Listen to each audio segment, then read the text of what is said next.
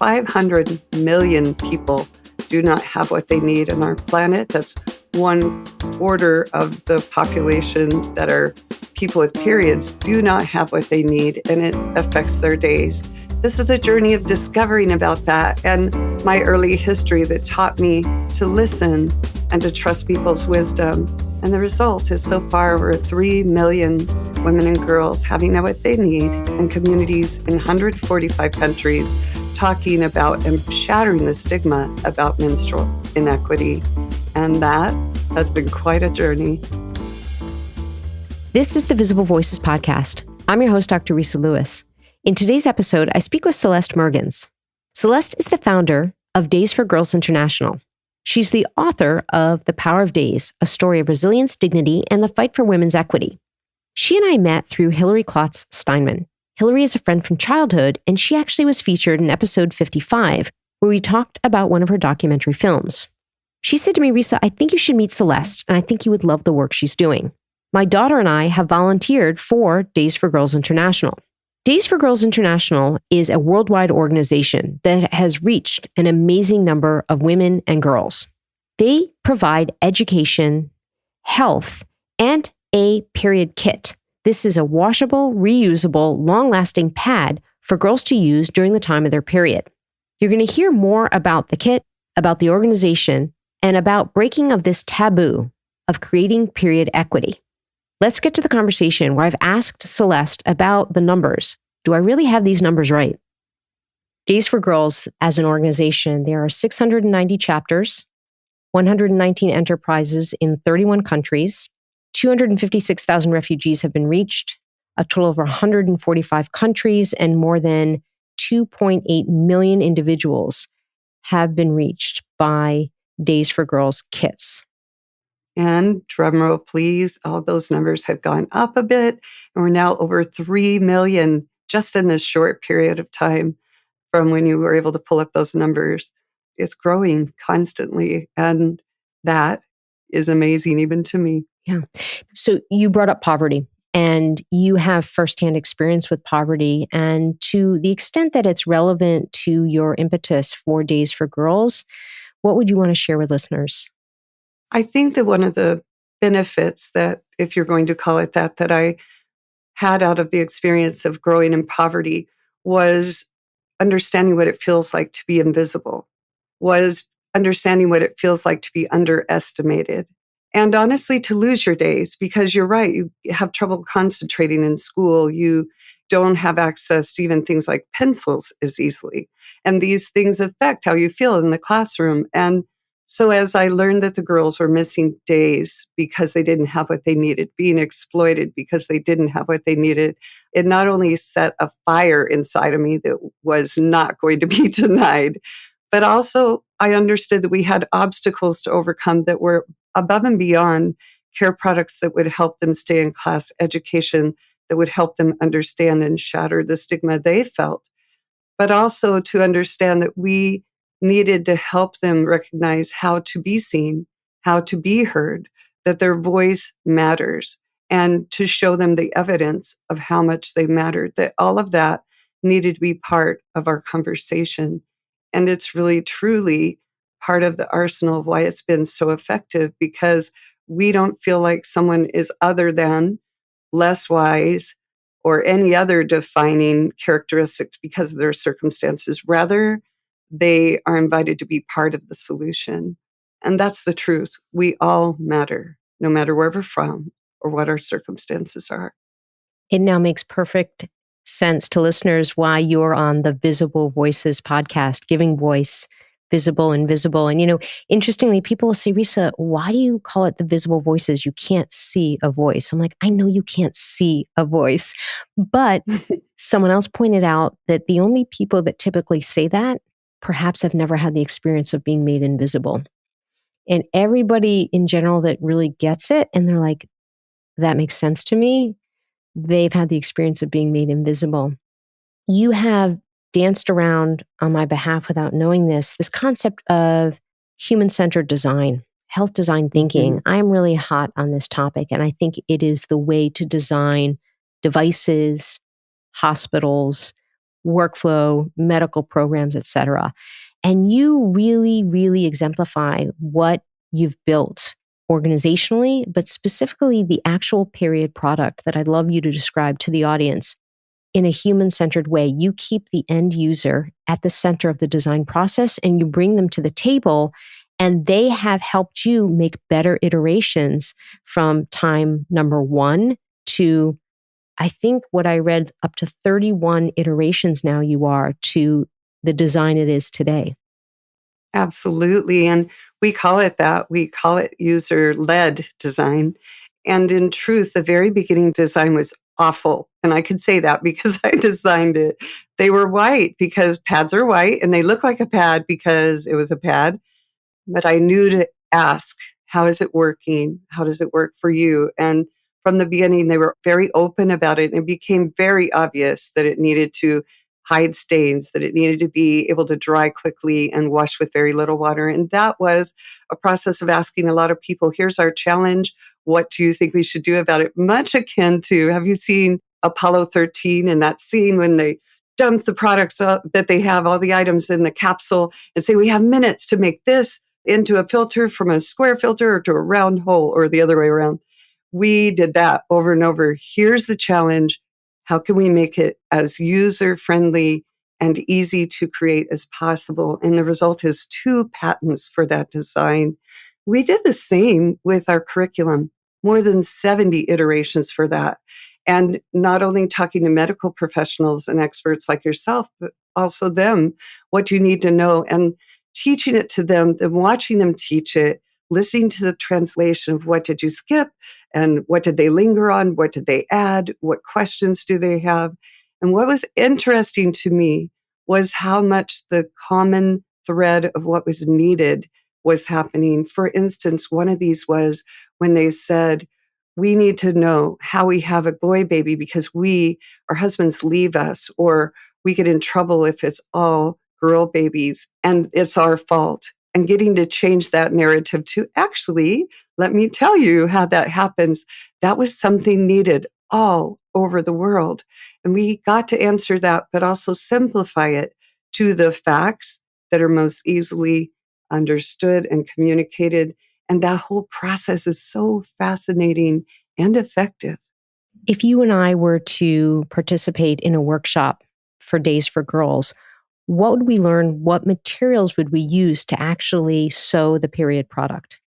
In the workshops that we call Ambassador of Health presentations, you're actually learning about what a period is, how babies happen, how to do self-defense, which is interesting, how to track your period, and conversations about health and hygiene, and even preventing STIs, sexually transmitted infection. And all of this happens in an hour and a half, including learning to use and care for your Days for Girls kits. For sewing Days for Girls kits, that actually happens through volunteers and also through an enterprise program that we have where people learn to make them for their own communities and be the leaders in their communities to lead the dialogue around menstrual equity and shattering period poverty. That is so fascinating and a real challenge, but it's a rich conversation that is inviting everyone to participate in it. And there is laughter. There's usually hugging of the kits, dancing with the kits, throwing of the kits, tossing, I should call it, and celebration. I can tell you moments that took my breath away when a girl explained why it mattered so much, or when women hearing that this was a natural thing and they were not cursed, literally almost together as it's translated into several languages, their shoulders would go up and they just, it is awe-inspiring to watch how much this matters. Who would have guessed something so simple and apparently small would have such incredible impact? This concept of train the trainer is amazing. And it's the way to create something sustainable. And clearly, you have created something sustainable. What materials are in the kit? There's cotton flannel, and then there's something called polyurethane laminate. It is a moisture barrier that keeps it from leaking, and there's wings, and snaps hold those into place on their underclothing. It's a design that has pockets to hold the absorbance layers, and a shield that holds the absorbent layers. So it's two pieces that come together to be able to allow people to adjust it to their flow and to adjust it to their comfort. So a really innovative design that's proving to work all over the world.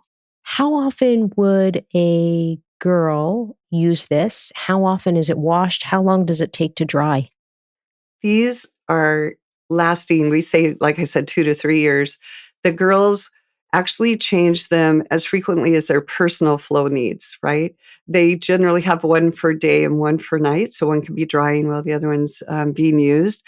And typically they're taking, depending again on the climate that they're in, but about a half hour. In fact, one of the tools we've used to research if they're really using their kit is when you ask, how long does it take them to dry? Now, if you're in a more humid climate, of course, it would take longer. But it's interesting when they go half hour, 30 minutes, about 30 minutes, and then one says, 10 minutes, then you know, know whether that's been used. But it does depend on climate. What's beautiful about them is they are flat, just a square. They don't look like a pad when they're laid out. And that helps with reducing the amount of water to wash them and the drying time, which is important for them to be healthy. It's really brilliant. What sort of uptake is there for these kits and the product in the United States? It's interesting. They are needed here. Everywhere that someone has to choose between food and pads, food wins, gas in the vehicle to go to the next interview wins. And also, there are a lot of women that find them more comfortable, not only less expensive, but more comfortable and they don't have allergic responses to them, right? What's interesting is here in the United States, so far, disposable single use products are preferred. However, more and more are choosing menstrual cups, which can last up to 10 years and are really good if you have an exceptionally heavy flow. And washables are increasing. And it really is like any aisle that you approach at anywhere that there's menstrual care products, there are a lot of choices because we're all different. Having the understanding that washable is a great option is an important part of the dialogue right now. As far as those who need products because they don't have them, that is a surprising amount of girls in school, homeless women, girls who are foster girls, just in general, people have times where it's more difficult to access single use products. So it's actually a lot. And Days for Girls does help with that in communities all over the United States and all over the world. I'm Dr. Resa E. Lewis, dropping in to tell you about a book that Dr. Adair Landry and I wrote. It's called Microskills, Small Actions, Big Impact. It's a business self-help book being published in April of 2024 by HarperCollins. We believe every future goal, complicated task, and healthy habit can be broken down into simple, measurable, and tiny skills that you can practice and then excel by removing obstacles, overcoming assumptions, and maximizing your potential at work and in life. You can pre-order it now. Go to bookshop.org, amazon.com, or wherever you buy your books.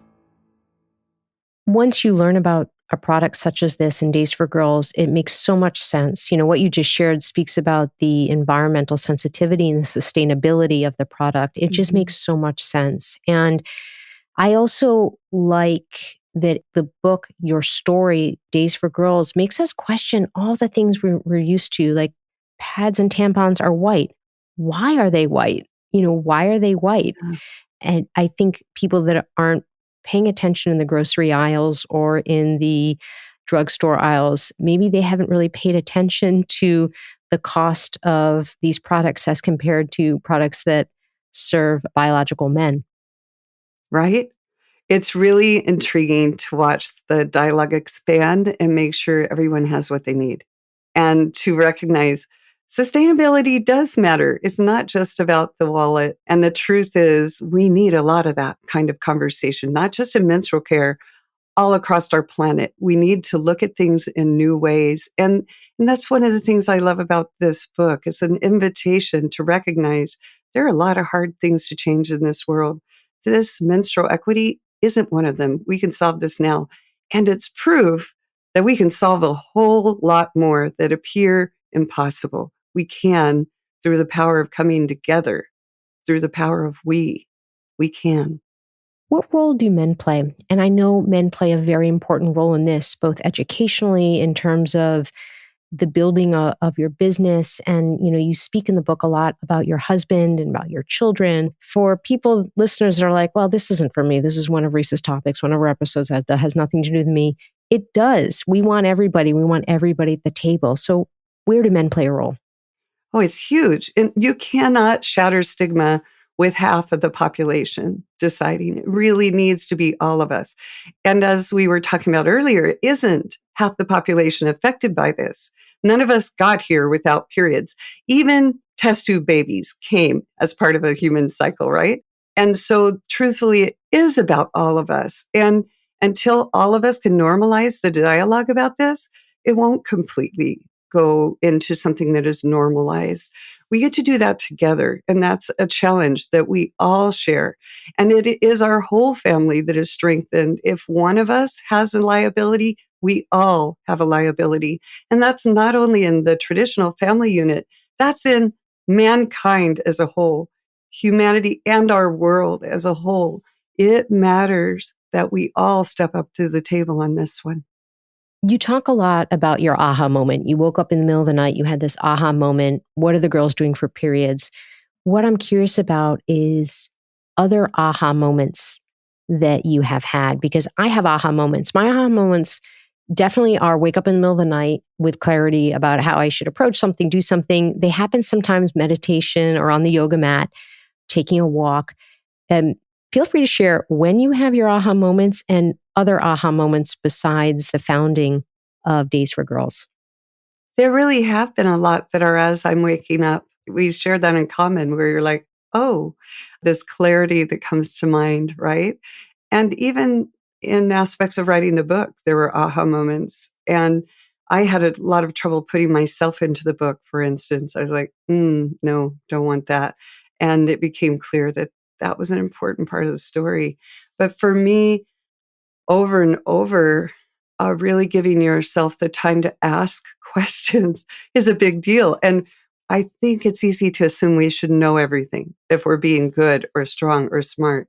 But in truth, it's smart to ask, to go, I'm really curious about that. I don't know what the answer is. It is in asking that we're open and we start receiving acknowledgement, inspiration, awareness of things that are around us that we would otherwise not recognize. Yeah. Your voice. My question I ask guests, when did you realize you had a voice? When did you start using your voice? Wow. Well, I'd say my whole life. And it might have started with an aha moment you're referring to in the book when I was about 5, just recognizing people don't know who you are, and you can't accept their definition of who you are or how you should be seen. You have to know for yourself what it is, who you are and who you want to be and how you're growing. And so I am one from early on that just felt like speak up, but that doesn't mean it was easy to be heard or seen. As a woman, I often ended up in circles that were traditionally men. I roofed houses. I didn't babysit. I chose engineering, and it was often like, "Ugh, what are you doing here?" And so it's interesting that I actually got really good at advocating for others, but I had to learn to be able to advocate for myself. I'm still learning that because I think, especially as women, if I may, it's easier to feel like your role is to advocate for others. And I've learned over time it's just as important to advocate for ourselves so that we can be the strength, like on the airplane when they say, put on your own oxygen first. We all need oxygen. We all need our voice to be heard. Can you identify that moment when you decided that you were going to use your voice for you and not for others? Yes. I was in Uganda. We were reaching a really remote area in Jinja. And as we went into it, I had been asked just before I went, hey, let me rectify all the receipts and let me have the money so I can count and go through it all. And it was my money that I brought, but it was like, sure, go ahead. And I didn't want to second guess someone else's feeling about their role. So I passed everything I had. Now I'm in the field. There is no water except to buy it. It is 2:00 in the afternoon. I haven't drank. I haven't eaten. and I stop at ATM, there are no ATMs. So imagine I got back and it was like, well, that's not my problem. And it wasn't. I recognized the real problem was I should have said no. I should have said, I'm going to need at least some of that for the field. But I was deferring to what someone else needed. And it literally became like a life affecting moment that I didn't consider myself. And this wasn't very long ago, maybe 13 years ago. And then recognizing, why is that? Why is it that other people's priority is my first, second, and third thought when if I don't take care of myself, I can't keep going? And that was really a moment that started my awareness. Try to move yourself up on that list, Celeste.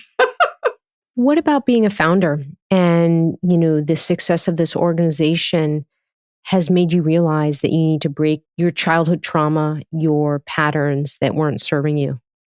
I think being a founder for me is actually very humbling because it leaves you with a lot of responsibility representing the voices of many. How do you do that in a way that is authentic to them, that doesn't make it the poor puppy conversation, but rather represents their strength without taking away their voice and their authority in this? So, truly humbling to represent so many stakeholders.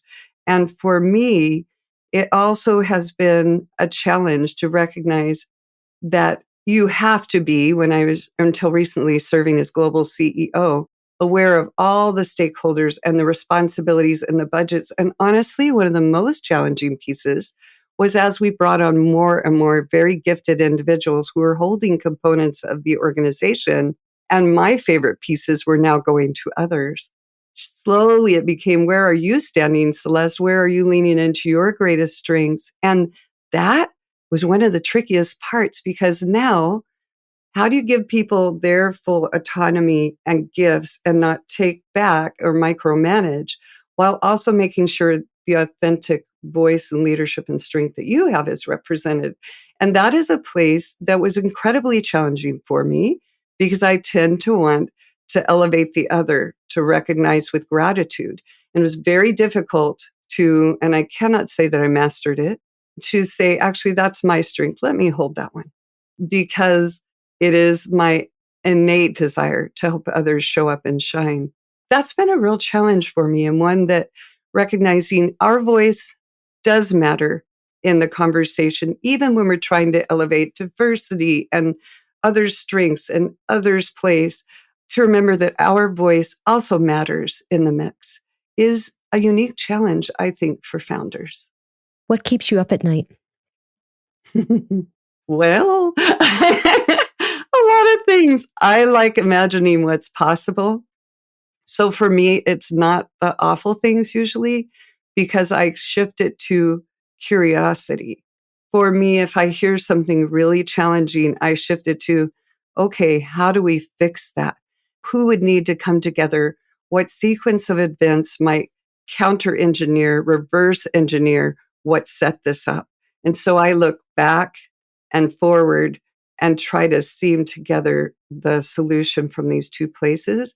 That can keep me up quite a lot. The relationship with doTERRA. Mm. So doTERRA Essential Oils is a company that cares about their communities that they're working in. And that's how they learned about us. Their communities were asking for menstrual equity. Their communities were asking for menstrual resources. And doTERRA members had heard about Days for Girls.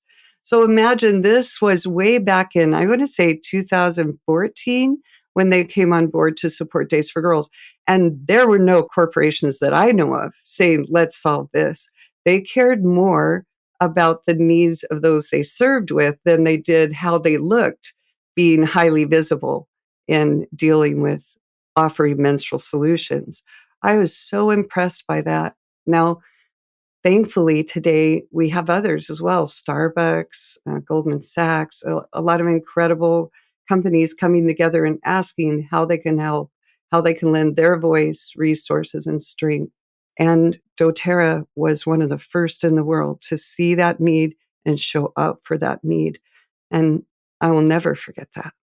What has been the most surprising aspect of your book release journey, podcast episodes, and the attention given to your book as well as to the organization Days for Girls? I think One was how much it takes to share the word about a book that was important to me because of, imagine, if it goes really big, we'll shatter a whole lot of stigma. Like we could reach another million girls and women and people with periods, and that matters to me. The other things that's been surprising to me is who's shown up and who hasn't. Like who's willing to talk about, to your point, sometimes the biggest champion is a man that doesn't have a period in a community that says, I'm all in to help change this. And really what it's taken to move the needle and where people get caught. Some people get caught up in terminology over the actions to change the issues. And so some of those things are curious to me and have been surprising to me. And I just keep recognizing this is about health and it connects us all. And this is something we can do. And that's amazing. So count me in. Your legacy. Well, I hope it's a legacy of the power of we, because that's what it is. I didn't sew a million pads. I haven't told all the news agencies that have heard. I haven't written all the studies. I have shown up again and again, but technically I'm the really good listener who pays attention, shows up and keeps working. And if it weren't for people like you that say, actually, let's have this conversation. If it weren't for people that said, you know what, I'm willing to talk to complete strangers about this, that's miraculous. If it weren't for that, this wouldn't have happened. So I feel truly fortunate to have been at a point of catalyst, to be able to invite others to step arm in arm. And it is phenomenal to me and joyous and miraculous to be part of that. I get to be part of that in the world. We all get to be part of that in the world. That is something that I celebrate every day. What is the best way for listeners to find you, to help, to take action? You can find more about Days for Girls at the daysforgirls.org website. You can find me through that or celestemergens.com. Please normalize periods. Just talk about it. Recognize in the moment when you set toilet tissue on a conveyor and period products, is there any difference? And if there is, where'd that come from? And could you make a new decision? And please support Days for Girls. Get the book, because then you'll be able to pass it on too. The Resa wrap up. Special thanks to Celeste. 3 things I learned, listeners, from this conversation. Number 1, showing up. You have to show up. And as Celeste shared, you really realize who shows up and who doesn't. And the way people show up can be different. There's not one way to do it. But the fact is, some people show up, some people don't. And I want to encourage you, listeners, to be one of those people that shows up. Next, period equity. This is not just for women. This is not just for a small percentage or a half a percentage of the population. This is for everybody. And it's important that we have all people at the table working for the equity of girls and women, for period equity, and for creating a healthier society. Finally, health design. Health design thinking keeps the end user at the center of the designing process and brings that person to the table. And as I talked about in the conversation, Celeste does this. Celeste has the girls be part of the design process. And it was really interesting to note that the first design of this period pad, this product, iterated. It got remade, redone, repurposed, fixed, bettered, 31 designs better to what it is today. That's all I have for you this week, audience. See you next time.